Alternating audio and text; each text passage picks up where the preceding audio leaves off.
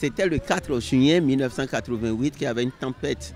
Il y avait une tempête toute sur l'étendue du territoire, où dans la forêt ici, il y a 7 arbres. 7 arbres qui étaient tombés. Ceux dont vous parlez étaient tombés sur la voie, ça avait barré la voie. Quand c'était barré la voie, ils avaient appelé les bûcherons de venir couper l'arbre le 14 juillet 1988. Et c'était le 14 juillet qu'ils avaient appelé les gens pour rentrer dans la forêt pour couper l'arbre. Leur machine à couper, premièrement, la machine ne marchait pas. Ils étaient là à 8 h du matin. Première machine ne marchait pas. Deuxième, ils sonnaient 15 h qu'ils ont allé chercher une autre machine pour venir couper. Quand ils sont venus, la machine a commencé par travailler. Cette machine a commencé par travailler. Ils avaient enlevé les branches de l'arbre.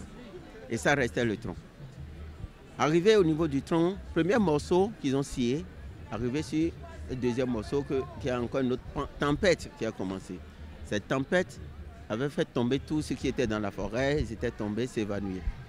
Et c'est après le vent, maintenant, quand ils se sont retrouvés debout, qu'ils ont vu le reste de l'arbre non coupé qui s'est déjà relevé, il s'est remis à sa place. Donc l'arbre est toujours là où on a clôturé, parce que vous savez, chez nous, les gens venaient chercher les racines de l'arbre, ses écorces, ses feuilles, pour interdire à ceux-là qu'ils ont clôturé l'arbre, pour le distinguer parmi d'autres arbres. Après ça, vous allez voir le principal arbre de la forêt qu'on appelle Kpasser Loko. Le nom du roi, c'est Kpasser. Je vous ai dit qu'il n'était pas mort. Il était disparu en 1661, s'est réincarné en un arbre. L'Iroko est le principal arbre sacré de la forêt. Là où se font les grandes cérémonies, les vœux positifs. Jamais dans la forêt, quand tu rentres dans la forêt, tu penses négatif à ton prochain. Ce que tu pensais en toi-même qui va te retourner contre toi-même. Donc c'est pour vous dire que la forêt sacrée de Ouida n'est pas faite jusqu'à présent comme un lieu qu'on peut parler de mal ou bien faire du mal aux gens, non. Non, c'est pourquoi quand nous sommes ici, quand tu rentres dans la forêt, on dit en même temps de ne jamais, est-ce que tu es positif? Qu'est-ce que tu veux? On pose beaucoup de questions.